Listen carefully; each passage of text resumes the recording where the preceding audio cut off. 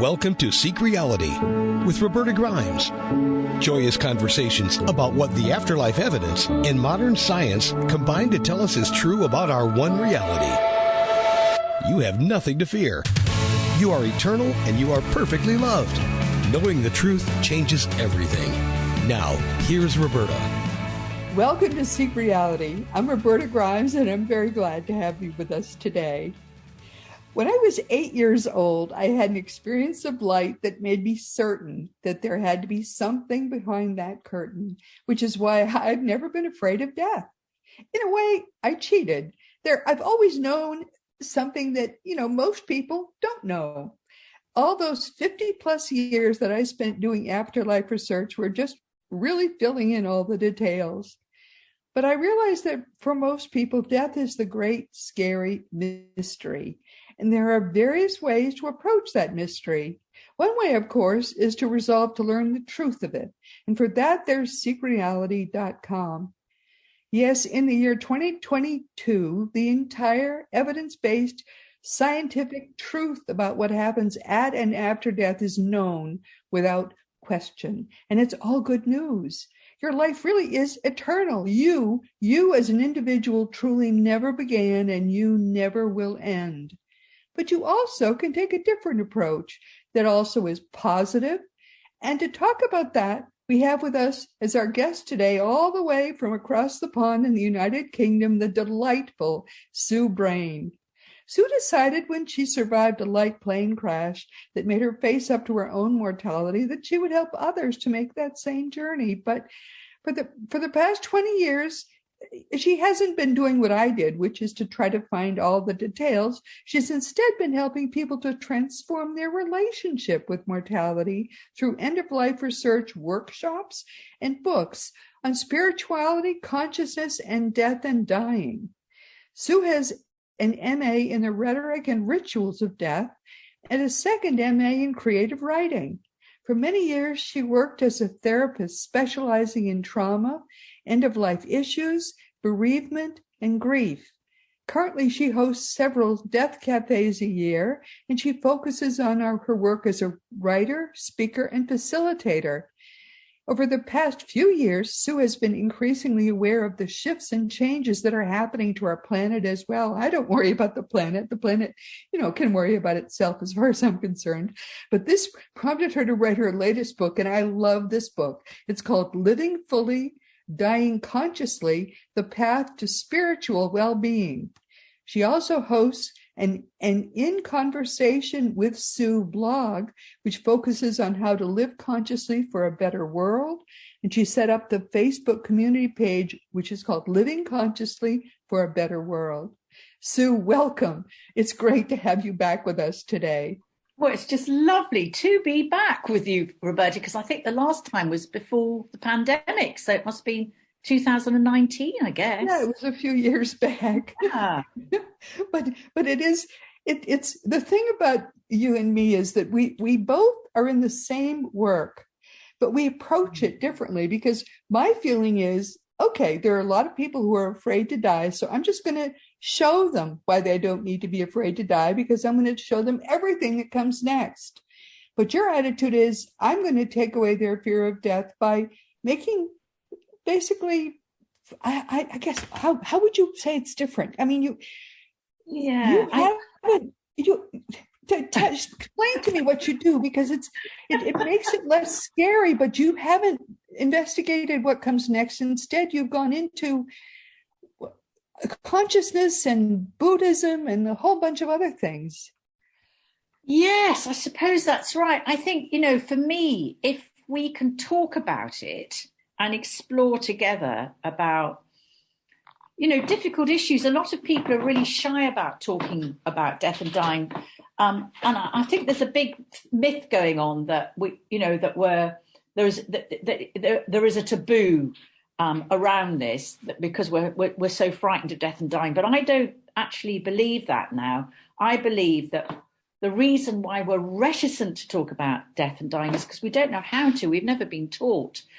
So my work is very much linked with encouraging people to talk about their belief systems in whatever way that comes to them, and just share it together And it's amazing what people will say, things they've never spoken about before, or beliefs they've never spoken about before, because they're kind of meeting each other, you know, together through their heart about the core of what it means to be on this human journey, which is just about engaging with the whole cycle of living and dying. And when we accept that death is part of this cycle, I just think things massively change and we start to have a much more engaged relationship with how life is unfolding for us, because it's a journey, isn't it? That's what we're on. We're on a massive journey of learning about how this mortality, how our experience of mortality plays out for us. It's such a beautiful individual experience, but at the same time, our whole mortality connects us all, because we're all experiencing it, but all of us in our own individual way. That's why I think it's magical, really. Yeah, but to me, I mean, that's a staggeringly different way to look at life from the way I've always looked at life. Mm-hmm. Because to me, if life has an end, what was the point of it? Do you see what I'm saying? I do. Well, I look at it in the fact that we are traveling through this life experience, and at the end of it, our personality dies, definitely. Sue Brayne will die. I will be no more, and nobody will ever experience the Sue Brayne that I am after I've died. But this sense of consciousness continues, and that's very much a Buddhist thought, that this flow of consciousness continues and will at some point incarnate again in some other personality, if you like, that will carry on with with this life experience, but maybe at a different level of understanding. So yes, I am definitely signed up to the possibility that that reincarnation is part of the life experience. Yeah, that it isn't a one-stop shop. That's never worked for me. Well, what I have learned, and I've learned this from research, is that the awareness, the Roberta Grimes is like a package. Consciousness is all that exists. There is nothing else exists. Consciousness is everything. And Roberta Grimes is only one of the identities that my awareness takes. And when this body dies, Roberta Grimes is a package that this awareness that I have I've used. That Roberta Grimes gets packaged up and gets put away, and my awareness can look at it later, but my awareness is eternal. This awareness that I have right now is forever. It will never stop being aware. This awareness is forever. And this awareness gradually merges into the one awareness that is consciousness. I will never cease. I will never cease, but I am part of the great I am. That great I am is eternal. Yes, I really sort of feel like I'm absorbing what you're saying. And for me, where I'm coming from is really looking at the cycles of nature, the endless cycles, and each cycle is an evolution. And I think for me, it works for me thinking that my evolution involves different incarnations. Yes. And just that's what works for me, that I'm not just this one thing. I don't have one shot at this life and that's it.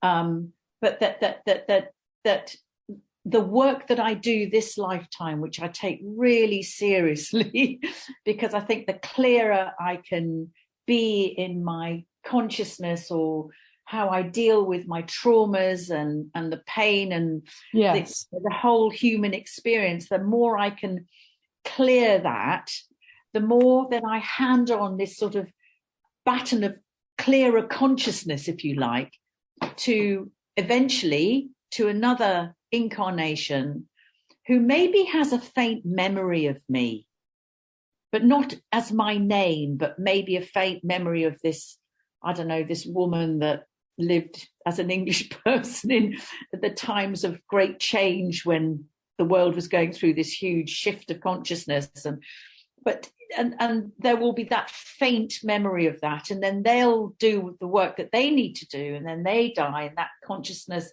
gets passed on until perhaps, as the Hindus believe, actually, and the Buddhists, there comes a point when this stream of consciousness has reached an evolutionary, a cleansing, or whatever you want to call it, just like you're talking about, where it doesn't need to incarnate anymore. It just goes to the I am, the Brahma, to the essence of all.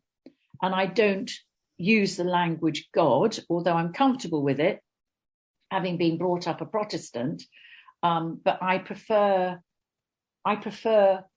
the words sort of like the highest of highs, or the light of lights. That's where I feel I'm coming from. It's the problem I think that so many people have is that they believe that at death they blink out at a light, like a light. If indeed that is what happens at death, when your body dies, there's nothing left. What's the point of trying? What's the point of living? What's the point of, if life sucks, then you die? What's the point? You may as well get yours. You may as well. It doesn't matter whether you are moral or virtuous. It doesn't matter what you do in your life. You may as well do the most evil possible things, because nothing matters then. Yes, yes.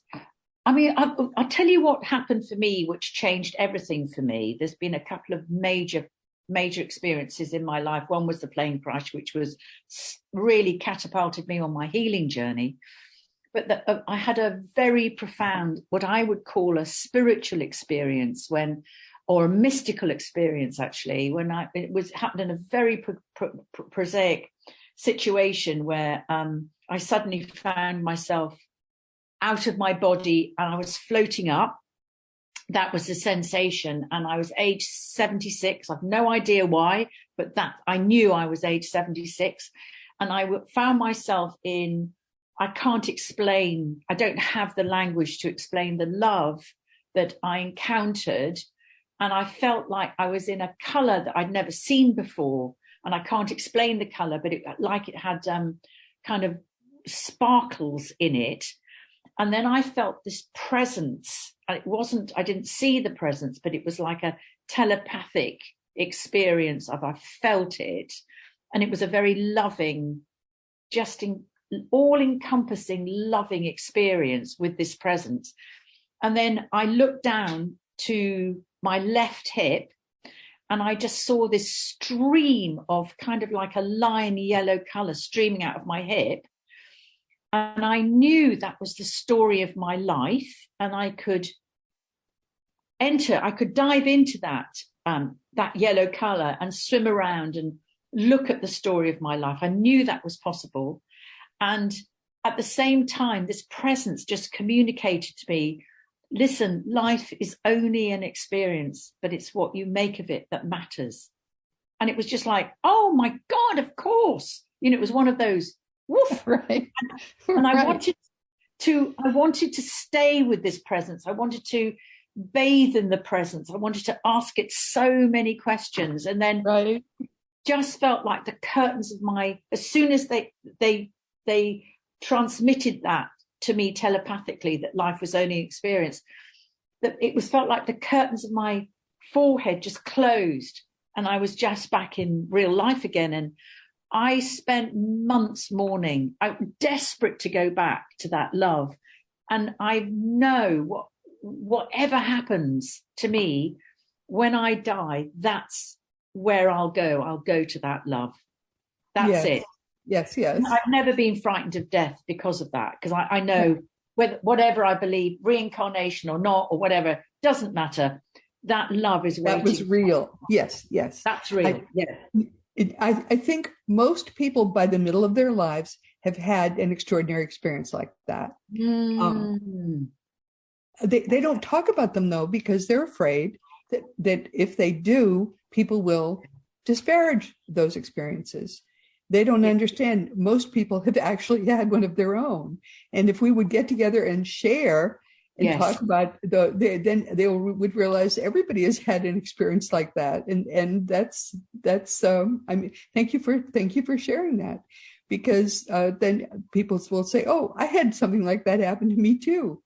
And you're not mad. That's part of the human experience. It's part of the human experience, exactly. Yeah, and I think it's that I don't know why it happened to me, but it did, and it just, for whatever reason, I stepped through the veil between the seen and the unseen worlds, and I've never. It's touched me so deeply. Just talking about it now, feeling I can't feel the love like I did, but because there's a thickness still, but between me going through the veil again at the moment. But man, it just changed everything for me. Everything.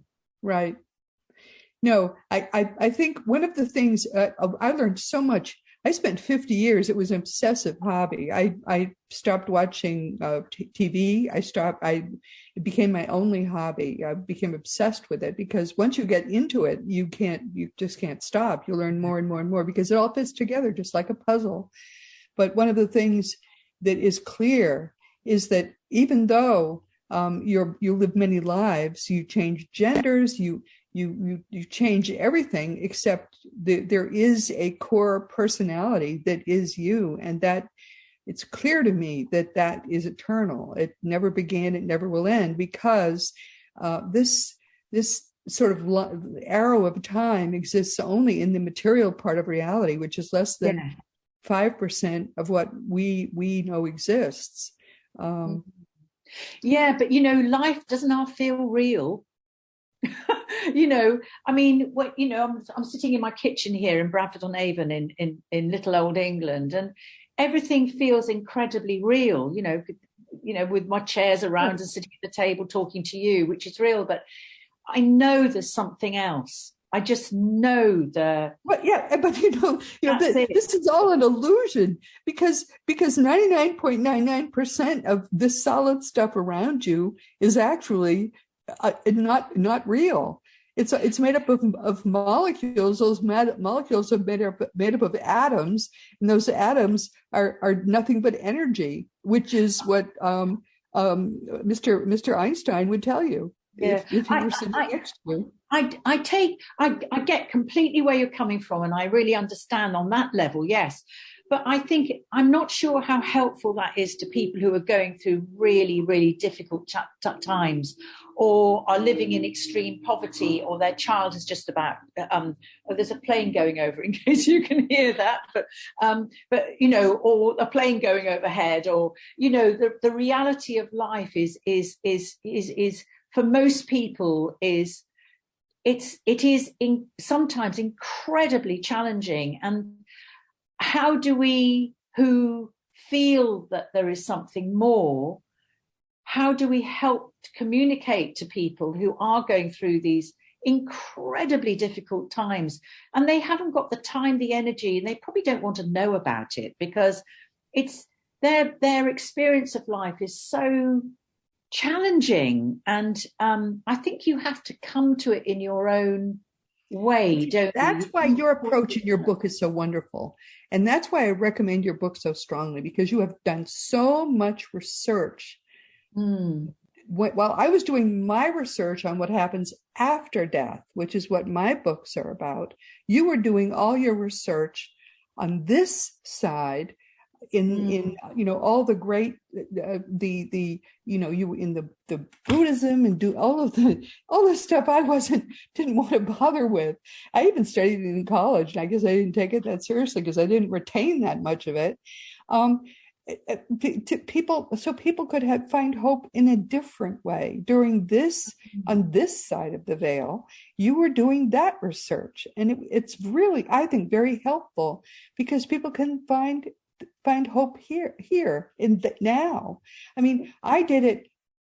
I researched Christianity quite exhaustively. I'm extremely familiar with the Gospels. I can give them that kind of hope, but you can give them hope in other ways.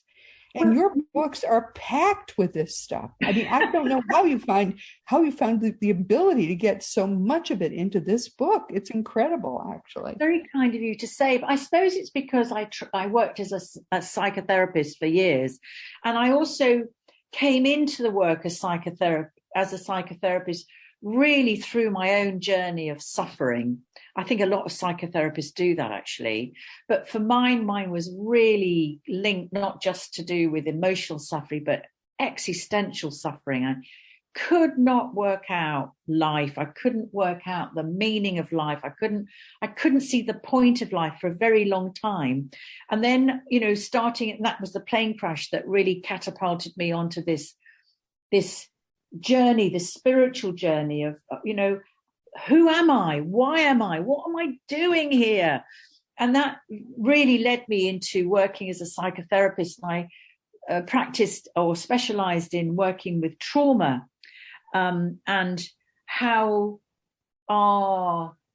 when we can get the support and the help, that our trauma actually holds the kind of golden key for us in lots of different ways, because amen to that. It gives us meaning and purpose, doesn't it? It teaches us about the human condition, that where nobody's signaling, God is not signaling us out to have this trauma. It's just part of the deal of being here. And when we understand that, that's when we can start having a much broader, different relationship with what life and death means to us. Life is very temporary. We actually plan our lives. And while we're sitting under some beautiful tree in the astral plane, we are gleefully planning some of the most awful things that happen to us, because from there, life looks so short. And we know that the worse our lives are, the more we have to learn from what Craig Hogan calls Earth School. And we want these things to happen because it'll help us to learn and grow spiritually. And we'll get much more growth out of this brief time on Earth. Yes. But, that's true. That's exactly why we do it, why we plan these lives. I mean, that's one way, certainly one way of looking at it. I'm not sure that I'm completely signed up for it to be so linear as where you're coming from. I think it's more to do with evolution of the soul's journey, I think, and the soul's journey. I love the work of Thomas More. I don't know if you've read any of his books, particularly The Care of the Soul, and how he described the difference between the spirit and the soul according to his teachings. And this very much ties up with William Meader, who holds the teaching of the Alice Bailey's esoteric teachings, which is how the spirit is, that's sort of the touch of the universe, or the God, or the light within, which is just wants to transcend. And then the soul is this part of the existential experience that just wants to experience life. And I kind of take a look at it that the soul is looking down where the spirit is looking up. They're both working together to sort of find a unity where they can come closer together, that the soul can start to meet the spirit, but it needs these life experiences to shed its, God, I don't even know how to explain it really, but to have the soul needs the experience, the life experience, this physical life experience to evolve. I'll put it that way, and eventually to evolve where it can meet the spirit, and they perhaps can merge together, as you were saying, in the light, in God's eye or God's arms, or however you want to, whatever terminology that you want to use.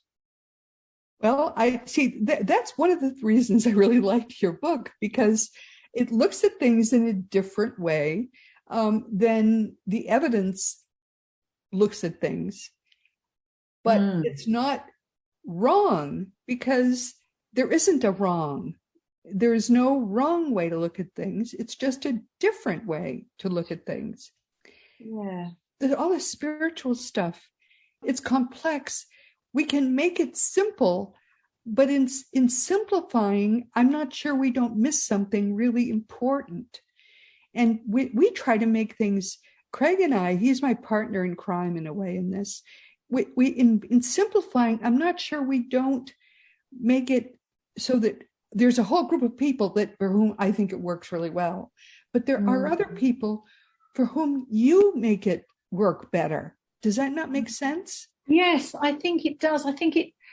Yes. I mean, I've never been a linear kind of girl. I've always been much more interested in the multidimensional facets of life. So I've been, yeah. And I've been really interested in the whole concept of the galactic relationship with how human beings are connected to the energetics of perhaps the planets and the stars, and how we, in this physical form, or perhaps, I don't know, because I'm just beginning to look into this, might be attuned to the cosmic forces of the universe, because it has consciousness, it is intelligent. And if we're part of that, then we must be attuned. All consciousness. There is nothing else. So it is all conscious. Yes. Yeah. And how we are maybe attuned to that as well. I mean, this is again, sort of blowing. I mean, I just feel that all the time my awareness, my consciousness is being expanded.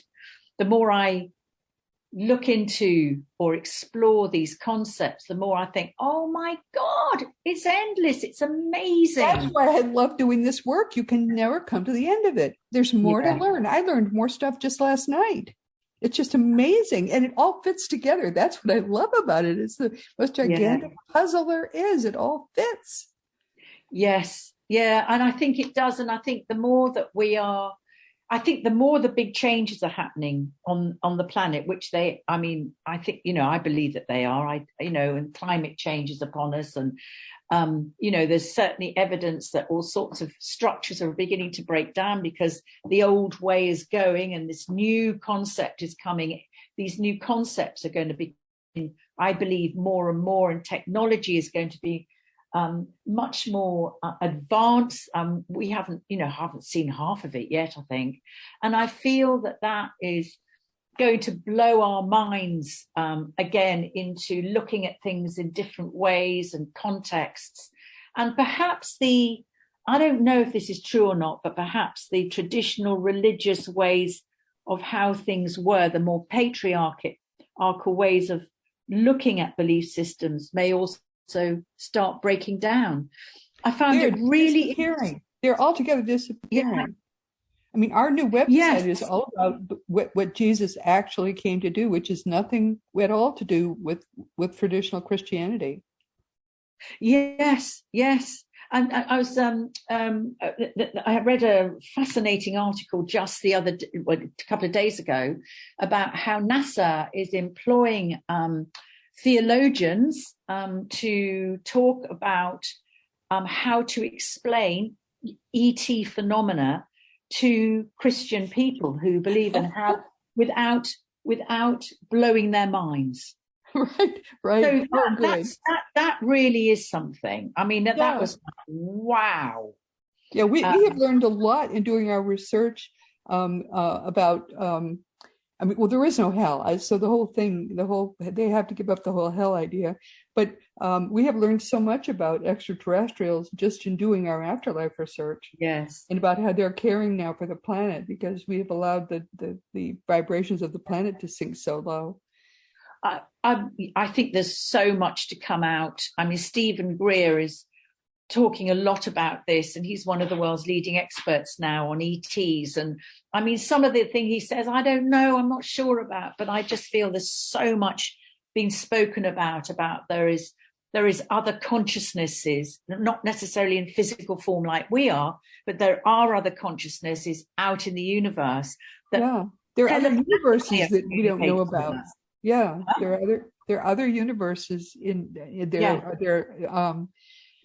part of the same consciousness as we are, but they're at different vibrational levels, and some of those and they're able to take care of this planet because we can't get at them because we have no idea they're even there. Well, so, and I just want to come back to your point about pain, hell, the concept of hell. And I don't believe there is a hell, a Christian taught hell, but I do believe, I personally believe that the hell is what we make this life. We do it, we create that hell ourselves through our, when we don't allow ourselves to open up to something greater than ourselves. And that we believe that we are all powerful, that we believe that we're right, that we believe that we have the answers to all that is. And I think that creates extremely frightened and unhappy people. But if we open up to each other, if we expand our consciousness to each other and to realize that this is a multidimensional experience, then, gosh, everything is just always evolving, as we've just been talking about. It never won't. And I find that just so exciting. In the Gospels, Jesus talks about the utter darkness where there's wailing and gnashing of teeth, and people say, see, he talked about hell. But there actually is the lowest level of the astral plane is just exactly what he described. It's cold, dark, smelly, and disgusting. But it's not hell. It's just the lowest vibrational level of the astral plane, which is in fact cold, dark, smelly, and disgusting. But God doesn't put us there. If we can't forgive ourselves after when we go through the life review, where we are our own judge, sure enough, we stop being able to stay at level 3 of the astral. And we fall to the lowest level, which is level 1, which is the outer darkness. See how it all fits together? It all makes sense. Yeah, it's interesting, isn't it? Two completely different viewpoints, sort of almost meeting in the middle. Because I don't believe it's in the astral planes. I believe it's in the here and now. That this physical plane, this earth plane, our physical bodies is where we do our learning. And that when we release our bodies, which are just, that's home for our spirit and soul. In my understanding of things, by the way, I'm not saying it is, but in my understanding of things, whatever's happened, we evolve into a different way of being, and then we have to come back and do it again and again and again until we clear in this physical form. Until we clear that consciousness, and then we can go to the light, to truly go and join the light. Well, yeah, we probably would need different additional lifetimes. It all depends. I mean, reincarnation is something that a lot of different belief systems believe in. In fact, it was an original belief. Jesus taught it as well. It's just that the Council of Nicaea in 325 tried to erase from the original Bible every mention that Jesus made of reincarnation, because they thought that if we thought that we could keep coming back, then we wouldn't try. So therefore, they tried to get rid of every mention. But he did say that John the Baptist was the reincarnation of Elijah. So that was kept in for whatever reason. So they didn't get them all. That's the thing. But they did try. They even they even bragged about the fact that, I majored in Christian history at Smith, and back before God was a child, that's what I majored in, and my teacher was irate that they messed with the teachings of Jesus back then, when she was studying to be a professor. She was taught that they had messed with it. But yeah, they didn't get it all, and clearly he did teach that he taught reincarnation. But yeah, they tried to get rid of it. Believe it or not. And by putting the priest in between the common person and God, I mean, that just destroyed our relationship, our personal relationship with God, because we had to go through a mediator. Exactly. It was terrible. I mean, right. That's shocking and wicked. Actually, that I don't like. That's right. That's another reason why we are going to do a website. We're going to teach. Yeah. We're going to teach Christianity the way Jesus wanted it taught. Yep. And I do believe, for all the experiences I've been through, I do believe that he was a great master that did come to this earth.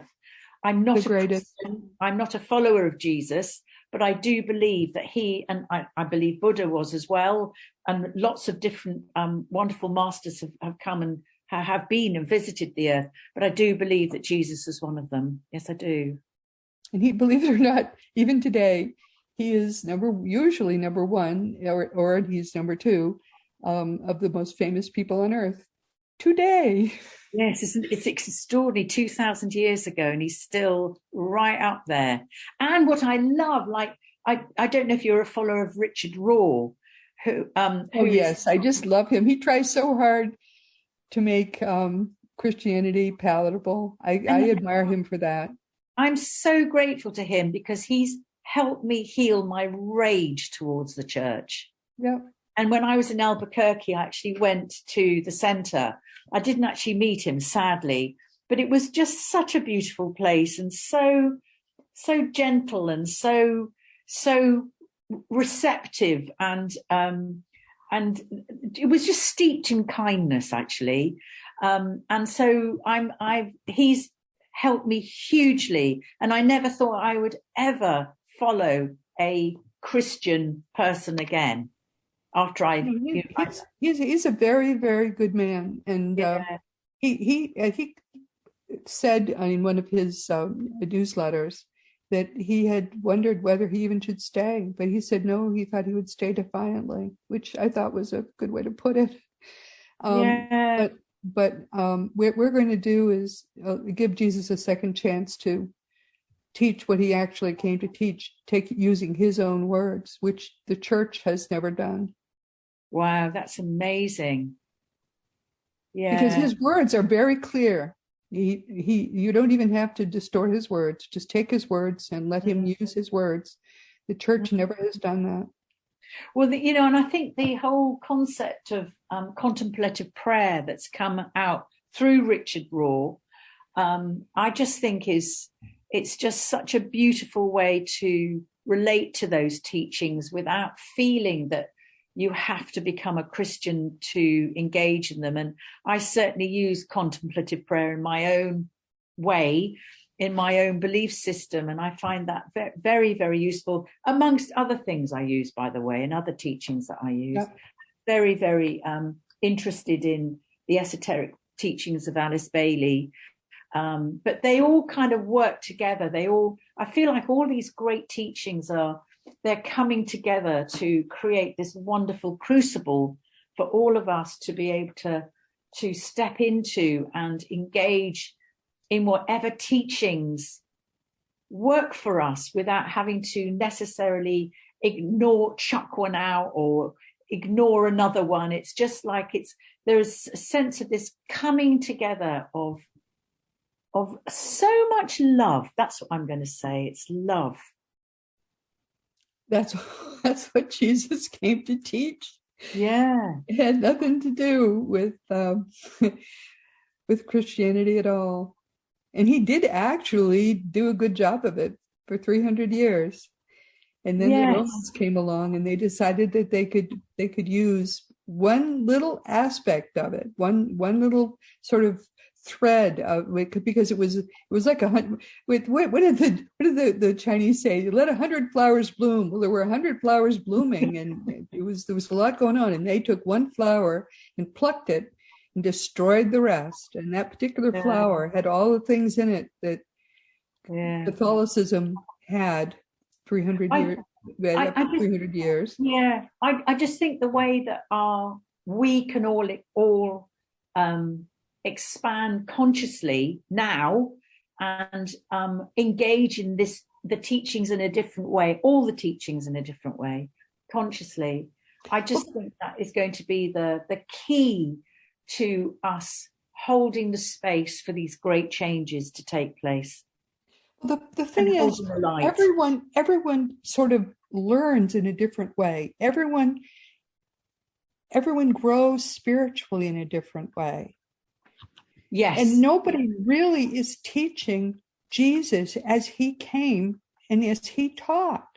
And he, at the least, after all that has been done, all the horrors that have been done in his name, the least he deserves is for somebody to say, okay, this is what Jesus taught. People deserve to hear what Jesus said. And nobody is teaching that now. No one ever has taught it now. Father Rohr can't teach it because he is a Catholic. He's got to stay within Catholicism or he's out on his ear, and he cannot do that now, not at his age. And so therefore, that's what we're going to do for Jesus. I just think that's the least someone has to do for Jesus. Yeah. Well, absolutely. And I think all of us have to, hold whatever teachings that work for us, and you're holding. That's right. It's just another place for people to go to find the truth. And if that truth works for people who love Jesus, and a lot of people loved, I can't tell you, actually, this is by popular demand, because a lot of people have asked me for this. I can't tell you how, I mean, thousands, literally. I could show you thousands of emails from people who have said, I love Jesus. I can't be a Christian anymore. Can you help me? And so by popular demand, I'm going to do this for Jesus and for them. Well, I think, all the teachings that are centered around love and forgiveness, that's what's going to start stepping forward as we continue to evolve. And as I said, we continue to change and evolve with the planetary changes that are going on. And I think this is the most incredibly exciting time to be alive. As the Chinese say again, this is a Chinese curse. May you live in interesting times. This is a very interesting time to be alive. But the Chinese use it as a curse, so I'm told. Yeah, well, it is. It's a very interesting time to be alive. And it's also an incredibly opening time to be alive, to explore what you believe and why you believe it, and maybe break through conditioning that actually hasn't been very helpful, without pointing any fingers at any particular beliefs. You are much more forgiving than I am, my dear, I must say. Yeah. I am so sorry to say that we have come to the end of our time. In fact, we're going to run over a little bit, but I have so enjoyed talking to you, as I always do. Me too, Roberta. It's just always a joy to talk to you. If everyone, we have come to the end of our time. I'm big hug across the pond. We will be doing this again. I'm sorry. I've talked over so much that I am totally running out of ability to talk. A very quick drink. Everyone, this has been Seek Reality with Roberta Grimes. Big hug to you, Sue. And congratulations on really knowing how to do it right when you lose one of the most wonderful queens in all of human history. I'd say she is better than Victoria was, and that is saying something. Yes, I agree with that. She was one hell of a gal. Oh, my goodness. I'm so glad that you could be with us today, everyone. This has been a wonderful conversation. Please never forget that you are a powerful, eternal being. You never began, you never will end. And when you get what that means, it changes everything in this life for the better. Our guest next week is going to be Jusara Korngold. She's going to talk about our upcoming 16th annual Spiritist U.S. Symposium, and it's going to be held in Houston this year. Spiritism is a spiritualistic philosophy based in Brazil that was codified in the 19th century by a French educator who used the name Allan Kardec. Spiritism is a system of belief or religious practice that's based on communication with the spirits of the deceased through mediums. And they're talking about their upcoming symposium. This is kind of it's a Seek Reality tradition at this point. I think you're going to enjoy this. So please be with us next week. I'm not a spiritist, but I really like talking to these folks. They're very ardent. It's not spiritualism. I don't really know how to say what it is, but I love people who are really devoted to anything that they do that's spiritual, and I think you're going to like it. So be with us, please. And our guest this week, I hope you've really enjoyed this. This Sue Brayne is a really ardent woman who loves what she does, and whenever I think about what she does, I think, why didn't she do the research and learn the truth about what happens after death? And then I talk to her again and I say, no, what she did was better, because people need to know. I can't put my finger on why, but it's very important that there be a way for people who don't ever really accept what happens after death. They need this alternate path that she gives. And read this book, Living Fully, Dying Consciously, The Path to Spiritual Well-Being. What Sue offers is a wonderful companion to the fun of dying. Find out what really happens next. I just cut to the chase. I say, when you know what happens after death, it'll make you able to live fully in this life. But Sue gives you a different path, and her path, I think, works just as well as mine does. I really admire her approach tremendously. I see hers really as the harder task. I know for certain, I know in detail what happens at and after death. And if you just do what I suggest, you're going to have spent, you don't have to do any of the spiritual stuff that she suggests. But golly, if you read my book and if you read her book, you've covered every base. Sue doesn't know as much as I do, but I don't know as much as she knows. I don't know. Somehow put both of them together and you have covered every base. She has done some wonderful scholarship across a variety of fields. I can just recommend her book without reservation. Frankly, I read it. I couldn't put it down. So I recommend both books. I don't know how to put it to you better than that.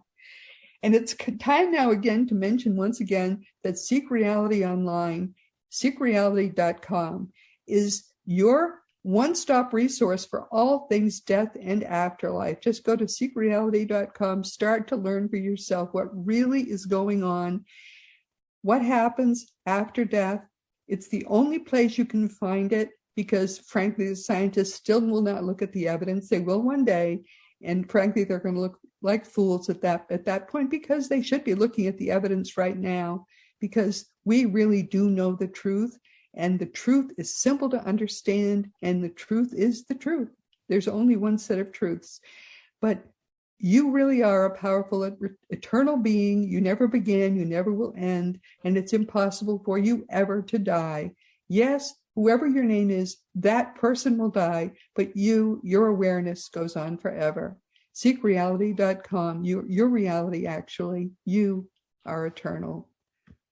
As you know, my own nonfiction books are Liberating Jesus, My Thomas, The Fun of Dying, The Fun of Staying in Touch, The Fun of Growing Forever, and The Fun of Living Together, and coming out this fall, finally, The Fun of Loving Jesus, Embracing the Christianity that Jesus taught.